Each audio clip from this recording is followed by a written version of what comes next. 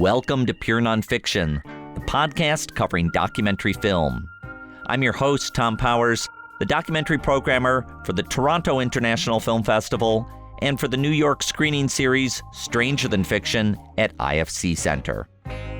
My guest this episode is John Heilemann, the veteran political reporter who is one of three creators of the new Showtime documentary, Trumped, Inside the Greatest Political Upset of All Time. He talks about what it means to cover politicians up close. The stuff that people dismiss as personality coverage, you could also call that character coverage. And in the end, I think you could have a reasonably good, thorough argument about what matters more in a president's performance, what his issue paper is on some particular matter of policy, healthcare policy, or veterans affairs, or whatever, or what we know about them and what we learn about them in the course of the campaign about how they will behave in certain circumstances. Like that character stuff matters at least as much, if not more, to what they're going to turn out to be like as president of the United States. Heilemann studied journalism at Northwestern and was a longtime columnist for New York Magazine. In 2008, he teamed up with Time Magazine correspondent Mark Halperin to write the book Game Change, going inside the political campaigns that led to the contest between Barack Obama and John McCain. The book was a big success and adapted into an HBO drama. It led to another book, Double Down, about the 2012 election. When the primary season for 2016 was getting underway, it was natural that Heilemann and Halperin would team up again. By then, they had both shifted from print to television, anchoring the Bloomberg TV show With All Due Respect. They partnered with political strategist Mark McKinnon for an idea to create a weekly documentary series for Showtime called The Circus. It would cover the Democratic and Republican campaigns more or less in real time. In 26 episodes, they tracked candidates from the Iowa caucuses all the way to election night in November. Throughout the shows, Heilemann, Halperin, and McKinnon interject their perspectives. I thought that Donald Trump had a couple of days this week that were really good. Yeah. I mean, if he'd done more of that over We've said this now for a year. Donald Trump had these 2 days where he didn't trip over his own dick. I think she's going to win. I have very little doubt. Very little doubt. Watching the episodes in hindsight, seeing so many incidents with Donald Trump that would have ended the careers of other politicians, it feels even more unreal that he became president. To freshly deconstruct what happened, the circus team went back into their footage to craft the new documentary, Trumped, tracing his entire campaign. The film is now available on Showtime. Like so many pundits, Heilemann was predicting a win for Hillary Clinton in the week before the election. Here's a scene from Trumped on election night when he realizes that won't be the case. I'm going to go on TV tomorrow and have to say, hey, man, I was wrong. I got to figure out why I was wrong. We all got to figure it out.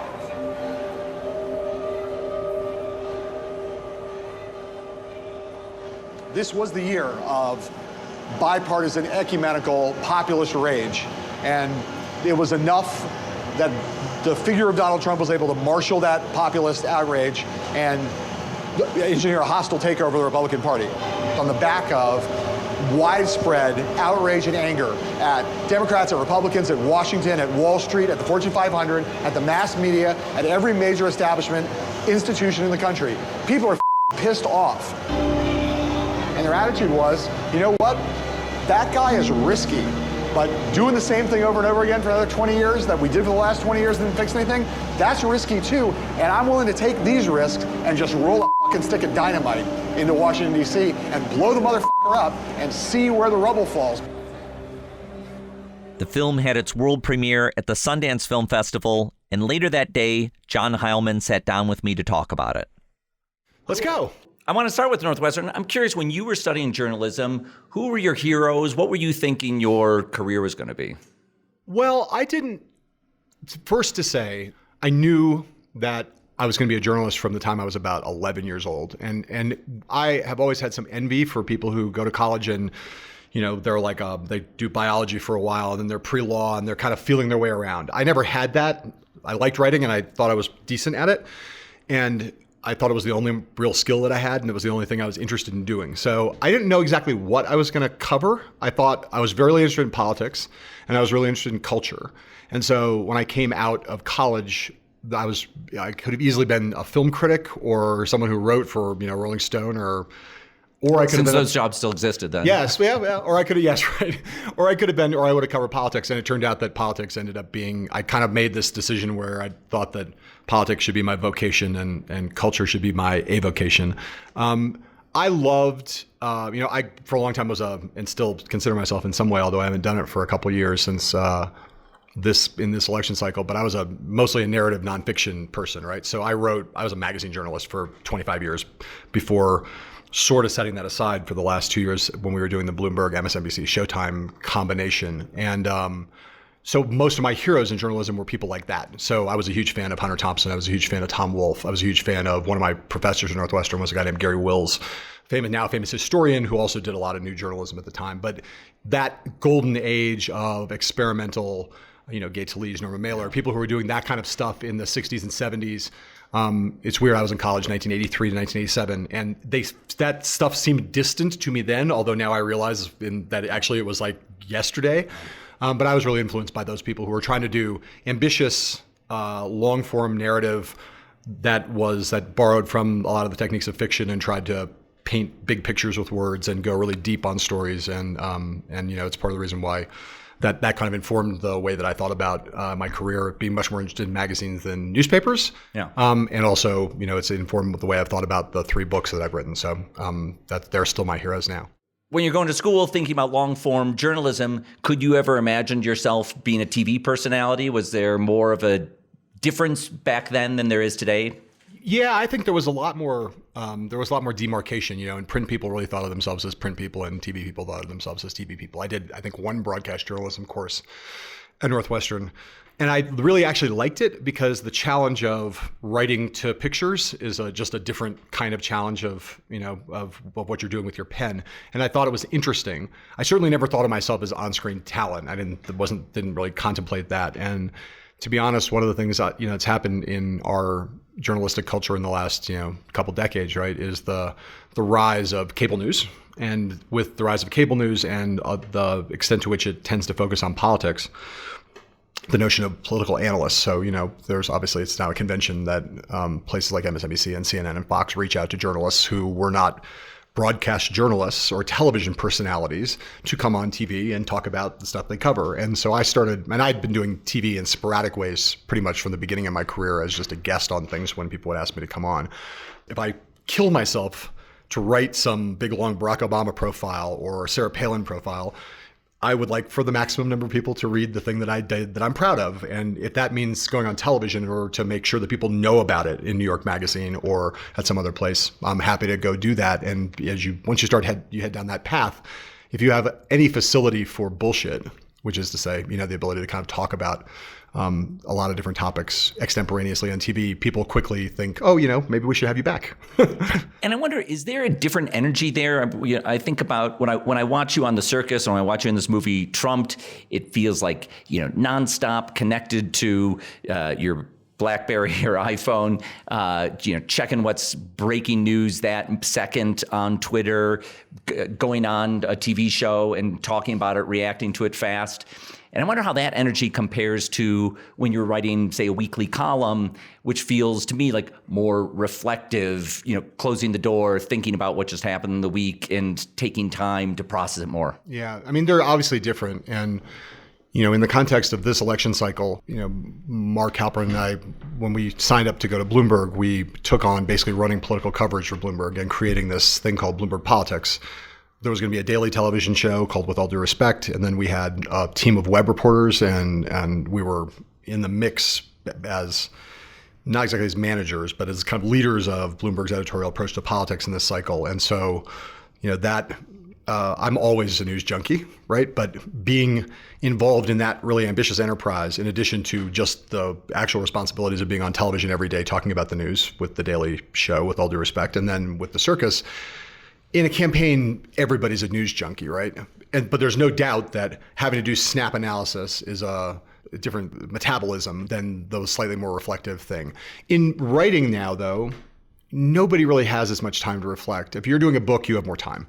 But even when I was in New York Magazine and I did a weekly column or a bi-weekly column, depending on how much was going on, even then, once the web became the central nervous system for political journalism, there was immediately like, well, you should do some snap posts, right? If something happens, people don't want to wait until Friday to read your take on the Access Hollywood tape and Donald Trump. They want to know what you think about it right now. And so you can write a more considered column about it 5 days from now and go do some reporting and do some thinking, but let's get a number of different cuts from you on this. We want your, on TV, an hour from when the story breaks. We want the overnight 600-word blog post or, news post, analysis post. And then, if you want to build that into a bigger thing, that's a column a week later, and then maybe a feature that's going to come out 6 weeks later.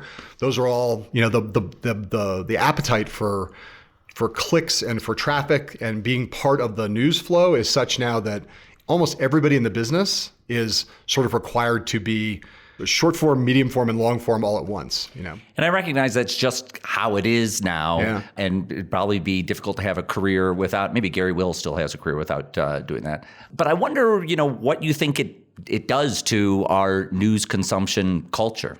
Well, I think that there's no question that for reporters, many of them pine for the day when they didn't have to file constantly. And, if you were at the Washington Post or the New York Times, even if you were never a long form writer or never did anything, you were basically doing dailies, right? Now you don't even do dailies. You have to do the 10 a.m. post, the 2 p.m. update, and then the 5 p.m. story that's going to be in the newspaper the following morning, right? I think everyone wishes that wasn't so, not in terms of news consumption, but in terms of news production, right? Because if you're constantly having to update stories like that, it just means every minute you're doing that means it's another minute you're not on the phone, or another minute you're not doing an interview or trying to learn more about the thing that you're reporting on. And I think inevitably having to feed that beast means that there's a certain sacrifice in the kind of rigor and in-depth focus that you're able to bring to a story. I think for people in the world, I find it hard to evaluate as good or bad. It's sort of like, it is now the physics of our world, right? And for people who are news junkies, they want the information fast, right? But I do think that what's really interesting about it is that because news is now commodified, because you now have a world where if I really want to know what's going on in a heartbeat, like as it happens, I can find out the basic facts really quickly through a million different sources, right? So if that's true, and I think that our business is only now coming to really understand this, is that if it's true that basic news and basic data is commodified, then the value that we have to add is going deeper, providing more context, being more explanatory, being more analytical, adding some value beyond just, Joe said this or this happened to Fred, And now grappling with the alternate facts. Yes, well, and then there's that whole that's this whole challenge, right? But I do think, I think that it will be it's a difficult transformation that's happening in our business. But when you think about where the value add is, increasingly the value add is going to have to be in depth and context and making sense of things as opposed to just being fast. And I don't think that's a bad thing, but I think it will take a while for the business to get there because in truth, because people's expectations are so much that they get everything quickly, we're still in that competitive mindset of like really wanting to be first, right? And that's not a bad thing, but there's a bigger set of issues to be confronted there. Now, the circus, when you were introducing the film today at Sundance, you described it as you guys brought this idea to Showtime. Yeah. So who was that group of people who came up with it? So there are three ringmasters on the circus. One of them is my journalistic partner, who I wrote both Game Change and Double Down with and did all this Bloomberg stuff that we've been talking about. And that's Mark Halperin, who was former political director at ABC News, was at Time Magazine when we first teamed up to do Game Change initially in 2008, and then was with me, doing the Bloomberg and MSNBC and circus stuff this year. The third member of the triad is Mark McKinnon, who's a political strategist, one of the great ad makers and media strategists in modern political history. He was in government at the highest level, working for George W. Bush and helped elect him in 2000 and 2004. But prior to that, worked on the Democratic side of the aisle in Texas, helped Ann Richards become governor of Texas. And so Mark is a kind of politically ambidextrous guy. Big on Texas. Anyway. Yes, right. He's worked for liberals, he's worked for conservatives, he's worked across the spectrum, and now is kind of resolutely independent. And the reason I focus on him so much is that this whole thing was really his idea initially. Mark, for a long time, had felt like he had been the consumer of and part of a lot of political journalism as a source, as a subject, and obviously as a reader and viewer. And he felt like no one had really captured, and I'm going to use his words here, that no one had really captured what it was like to be in the cockpit of a campaign and what it really felt like to be in this sleepless, relentlessly competitive, adrenalized environment for people who do it. And, it is the most all-consuming job you can imagine. Kids, a lot of kids who give, months, or if you were on a winning campaign, conceivably years of your life, where you're in this cauldron and you're sleepless and working 7 days a week for long stretches of time with an intense amount of camaraderie. You're like really in the foxhole, to mix metaphors. But Marx was like, we should be able to capture that on film, or on, not film, but on digital video formats, and show people more of what that is. And so his original idea was to try to basically do what we did. And he started talking to various potential people who might be partners to make it. And he started talking to Mark and I because I think he felt that he had a valuable part to play, but that we, with our journalistic credibility, we make a really great tandem. One political strategist, two pretty well known and pretty well respected, I venture to say, political journalists, that if we teamed up, we could come at it from a bunch of different angles, and that the wisdom that each one of us would impart would be slightly different and complementary. And we talked about it with a couple of potential platforms who were really interested but scared of a variety of things, but particularly of the turnaround thing. I mean, we were doing this crazy thing, which was trying to essentially operate like an independent news unit, where you'd have the three of us always essentially embedded somewhere with someone on the campaign. And you'd have a crew with each one of us, and sometimes multiple crews with each one of us. And we would shoot over the course of a week, basically shoot Monday to Saturday, and then put the thing on the air on Sunday night. And the only way to get it done was to start editing in the middle of the week. So you'd have to start editing the episode before you really knew what the episode was. And documentary filmmakers and television people are not comfortable with that. Like usually you shoot everything and then you figure out what the outline is and then you edit to the outline, right? This is more like, okay, on Monday we think the story's going to be this, so we're going to shoot this on Monday and Tuesday. But on Wednesday, you got to start getting the editors in their bays in front of the Abbots and starting to actually shape this episode that you don't know what the ending is going to be. So a lot of people were like, that sounds like a high wire act. And it was a high wire act. But when we talked in this fall of 2015 to David Nevins at Showtime, the head of Showtime, and funnily enough was a high school classmate of Mark Halperin's. So we, called David on the phone and said, we have this really great idea. We've talked to some people about making it. They kind of chickened out. What do you think? And we sold it to him on the phone. David was like immediately like, this sounds great.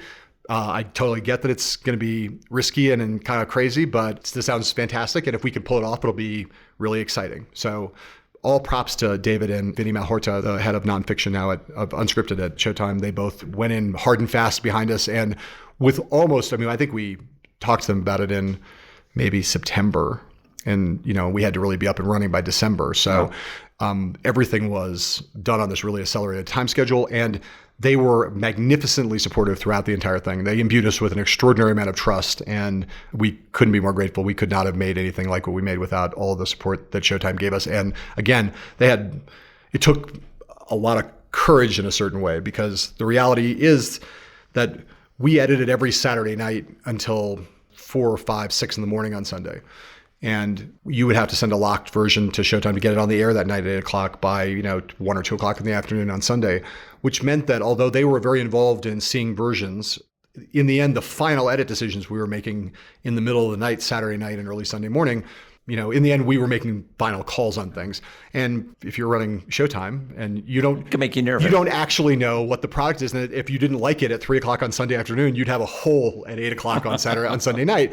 But they were, they trusted us, and we think we did pretty well by them. When I think about the history of these kinds of films, starting with Primary in 1960, Robert Drew's film about Kennedy's primary, and The War Room, which we actually used, in the circus. Oh, is that right? I missed that. With the last episode of I didn't mean to cut you off, but just because you mentioned Primary, it's a huge, totem of people who care about political documentaries. And that movie was about the Wisconsin primary. That's right. Yeah. In 1960. And so when we did the last episode of our primaries run, of the winter run, basically, in April, which was about the Wisconsin primary, we intercut pieces from the original movie into the circus episode that week as kind of an homage to that seminal piece of work. What a great idea. I once interviewed Richard Leacock, who was one of the principals on that film, who was in the room with Kennedy in a kind of famous scene there, which was at that point, as close as anyone had ever gotten to a politician in an election.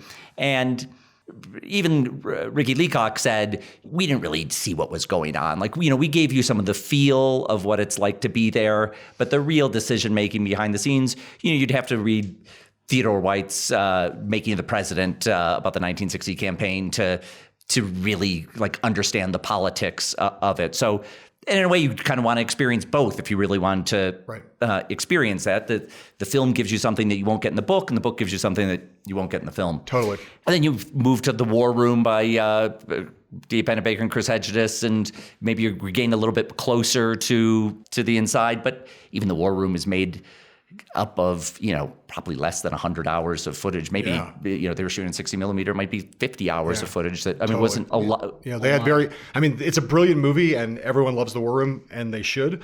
But if you I covered 92, as did Halperin, and we knew that they had not that much access. They made a brilliant film out of very little access at a couple of phases in the campaign where they had a few days.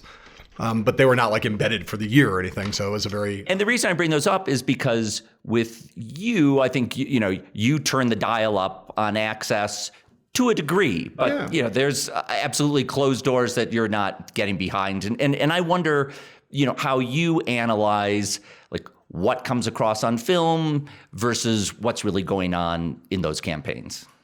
The thing that McKinnon, loop back to your previous question, one of McKinnon's inspirations, in addition to his general sense that he wanted to figure out a way to put people in the cockpit of the campaign, one of his real inspirations was the documentary Mitt about Romney, which allowed you to get close enough to Romney and show a human side of him that hadn't come through in the 2012 campaign. It came out after the campaign was over.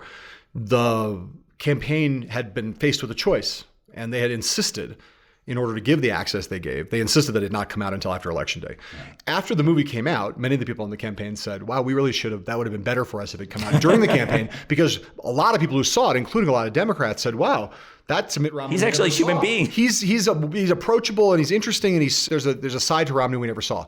So I think, and the reason I answer the question that way is because I think that's the kind of thing you can do if you can get the kind of access that we were able to get on the circus and that comes through in Trumped, is you can get a better sense of the humanity of these people because you get them into places where they're not sitting in, on a Sunday show set.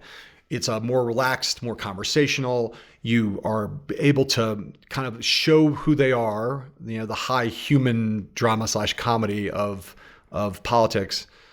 But you're not going to ever take television cameras into the rooms where fundamental campaign decisions are being made, because the reality is, even if the thing were to be embargoed till after the election, the introduction of the camera changes the alchemy in the room, and no one really trusts anybody enough to say, yes, please bring a camera in here and shoot our internal most crucial decision-making meetings for the purpose of the film.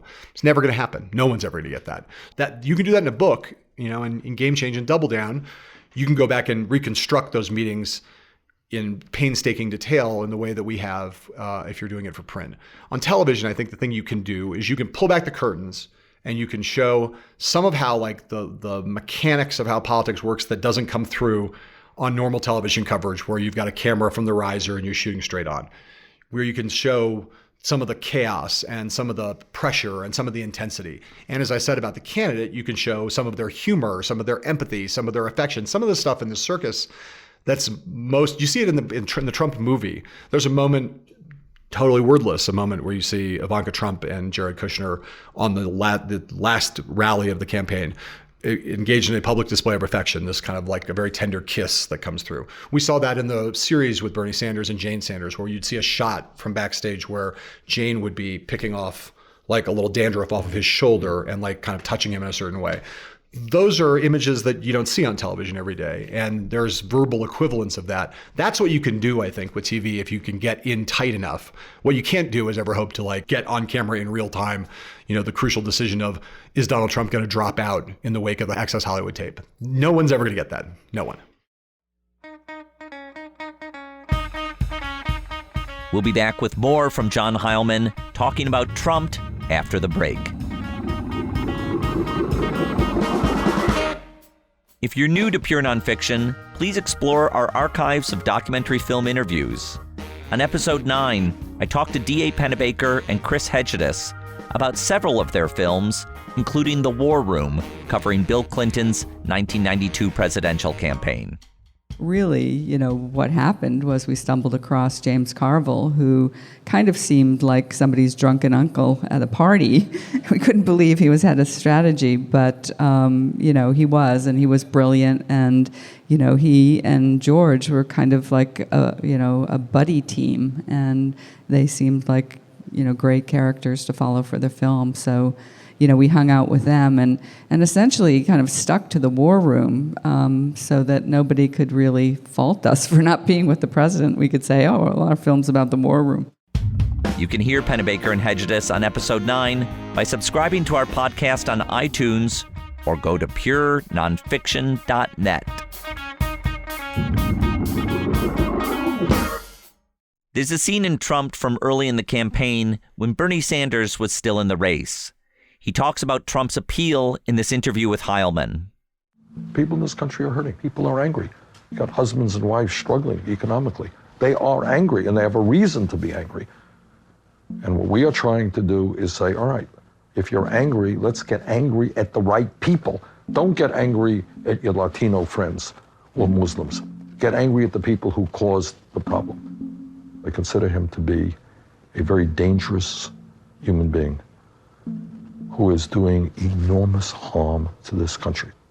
And also, as you have heard me say once or twice, I think we need a media that allows us to focus on the real issues facing the American people rather than looking at campaigns as a sport or as a soap opera.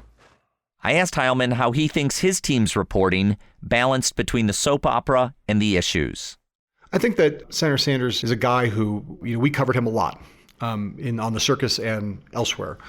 If you looked at the way that we covered Bernie Sanders, where we did interviews with him on our daily show and the circus, that were really substantive. Like, you go back and look at those interviews, and we talked to him about breaking up the big banks and about the role of money in politics and about healthcare and about unions, and we asked a lot of those questions. We also put up a photograph of him with his grandson and talked to him about his family. There's not a either or here. People who think that the mainstream media is focused too much on personality on soap opera, I think there's something to that in the sense that we should focus more on issues, and we should focus, we collectively. That stuff cannot be neglected. But I don't think that that's always an either or choice. One of the things that I strive to do and that we strive to do in this series is to do both. Because the reality is that the person who becomes president of the United States, a lot of the decisions they make with the awesome power they have do go back to their personality, their character. What are their strengths of character? What are their weaknesses of character? What's their temperament like? How do they react in crisis? Do they lash out? Are they intemperate? Or are they cool and graceful under pressure? Those things really matter to what you're going to be like as president of the United States. And you think of anyone in particular? Well, I actually think all of them. You're electing someone who, in his body, in that chair, has this incredible power, right? And what they believe about what to do on domestic policy and foreign policy matters a lot. We should cover that. What they think of the role of government broadly in American life is really important. We should talk about that with them. But we also should be the stuff that people dismiss as personality coverage. You could also call that character coverage. And in the end, I think you could have a reasonably good, thorough argument about what matters more in a president's performance. What his issue paper is on some particular matter of policy, healthcare policy or veterans affairs or whatever, or what we know about them and what we learn about them in the course of the campaign about how they will behave in certain circumstances. Like, that character stuff matters at least as much, if not more, to what they're going to turn out to be like as president of the United States. So there's a scene in Trump. It's 2 days before the election. You're on Face the Nation. The big question is who's going to win. Yeah. And you essentially say, if Trump wins, a lot of us will have to check our preconceptions. Yeah. And I wonder, here we are almost 2 months after that, what's the kind of reflection that you've been going through about your preconceptions and the way you and your colleagues covered this campaign?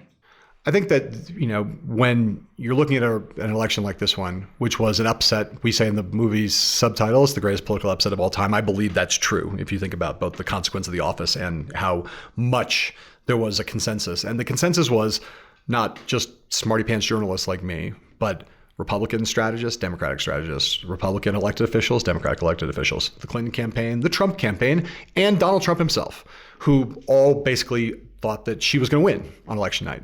And there's a reason why that was. Mostly it's because what we've all learned is that, and I think this is true. We should still believe this, which is that the anecdotes shouldn't drive our coverage, right? Anecdotes matter, like telling stories matters, right? But data matters too, right? So we have all become students of data, and all of the data suggested that Hillary Clinton was going to win. So I think one of the things that anybody who got this wrong, including me, should be doing is reassessing the balance in the way we think about our analysis, the balance between how much weight we put on polling data. First of all, starting to think in a really hard way about the ways in which polling is broken. What is polling not doing right? When you have a situation where the national polling is basically right, but across all the battleground states, the polls were systematically wrong, not by a lot, but by a little, but consistently, right? So what's going on there? And a lot of people are doing interesting work on that subject, trying to get to the bottom of like what went wrong with the actual data models, right? That's something we should look at. As journalists, we should be thinking about, right, the ratio is between looking at polls versus looking at the stuff we're actually experiencing when we're out in the country. Maybe, the things that we see, we should believe our eyes as much as we believe the data on a spreadsheet. The other thing is, I think in a broad sense, is that I've made my life in books and magazine articles and on television focused in the way that we were just discussing, focused on candidates. It's an incredibly intense competition running for president of the United States. And some of the most extraordinary humans you'll ever meet do it. They are idealistic and narcissistic and altruistic and super hyper confident, but also really insecure. They're fantastically interesting people engaged in the most high stakes competition in the world. And the idea that we would focus on them and the competitive aspect of it, because who wins really matters, seems to me right and proper. At the same time, I think it sometimes we sometimes lose track of the country when we're obsessively focused on the candidates. And one of the things I think for all of us, we've talked now for 20 years about the rise in populist sentiment in the country on the far right and the far left, the effect of stagnant incomes and stagnant wages on the middle class and working class in America for a long time. We saw Trump engineer a hostile takeover of the Republican Party, and Bernie Sanders almost beat Hillary Clinton as a left populist, right? We it's not like we didn't see those things happen. And yet we still underestimated the passionate desire for fundamental change and anti-establishment change that Trump's victory represents. So for me, all of those things, I don't think that it's not we have to go back and start from square one again, but making those kind of adjustments, thinking about the right balances, are focusing a little bit more on this and a little bit less on that. I think those are all really important adjustments to take forward, because we're not learning from our experiences, because we're always going to get stuff wrong. Journalists have been getting stuff wrong for a long time. Pretty much everybody in every job makes mistakes, right? So the only question is, what do you learn from your mistakes, and how do you try to make the practice of your profession? How do you do it a little bit better next time? You interview Roger Stone and Kellyanne Conway and lots of Trump associates and strategists. How much do you think they made a meaningful contribution this campaign? Because repeatedly through the election, we hear this refrain of Trump is just going on his own. He's doing something that no strategist would tell him to do. So were these people making a meaningful contribution to the Trump campaign, or were they just holding on to his coattails and following him? I think that, first of all, that in any given campaign, no matter who the candidate is, in the end, the campaign is a reflection of the candidate, and the candidate's ultimately responsible for what goes right and what goes wrong, and responsible for the team they put together. And teams tend to reflect their bosses, and that's true both sides of the aisle for the entire time I've ever done this, right? Even George W. Bush, where we think of him as being a real puppet of other forces? Well, now there's the question is who's we in this discussion. Clearly, you think that others might not. But I think if you look at Bush's campaigns, you would say something similar. But just all I'm trying to say is that I think that when you think about the candidate ultimately is making the final decisions, and if they lose, it's their fault, and if they win, they get the credit, right? In Trump's case, he's unusually indisciplined. Right? Discipline's not Trump's thing. Whatever his strengths are, they're not about being disciplined or buttoned down or sticking to a message or, all that stuff. I think trying to corral him and contain him was a huge challenge for everybody who worked in his campaign. And yet, you could point to the periods in the Trump campaign when Trump was having good stretches or relatively good stretches and getting in less trouble and staying relatively close to on message as opposed to like getting into distractions and diversions from his message. I think Kellyanne had a lot to do with that. Roger Stone, someone who'd never worked in the Trump campaign proper, he's being investigated currently by the federal government for his potential connections to Russia. If you start with the stipulation, which is true on the basis of all the intelligence that we now know, that Russia both attempted to and successfully infiltrated our electoral process. To what effect is a question of great debate. How much did WikiLeaks matter, right?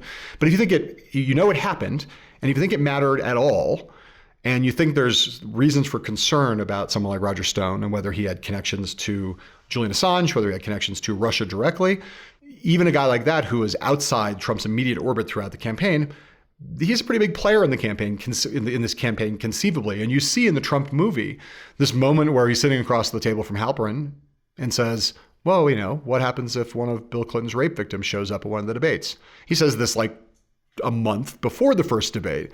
And, you see Mark react kind of like, well, you just throw it out there. You think that's not something you're saying is going to happen? And Stone says, well, it could happen. And then it happens. So we know Roger talks to Trump.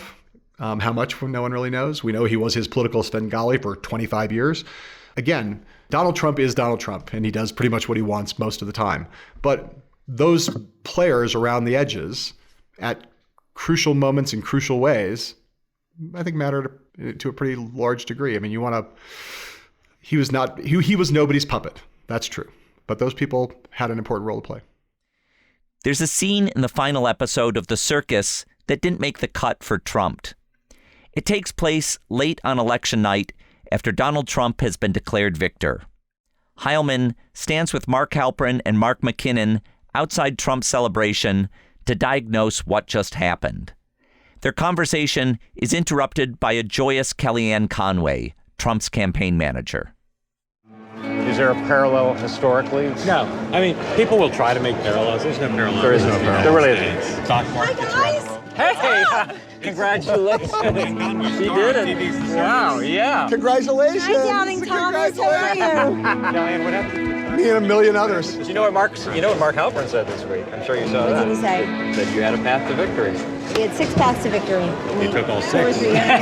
Were you with Mr. Trump when he got the news that he won? Yes. What was his reaction? And he's incredibly humbled. You saw him tonight. Those are his words, and that's the kind of president he'll be. That's the man who he is. Congratulations. All right, thank you. Sorry to photobomb. Oh, I love it. Well played. You can photobomb us anytime. Kellyanne Conway bursts in as you're doing the stand-up and, clearly gleeful, understandably gleeful, because her candidate has won. And you all say congratulations to her. I mean, it's a kind of moment of camaraderie that you all have been together on this thing, doing different roles for several months. But that moment really stuck with me, and I was like trying to decode it because from everything else that I take away from your impressions of this campaign, I don't feel like you think it's a great thing that Donald Trump is president now, and yet you're congratulating her for achieving that.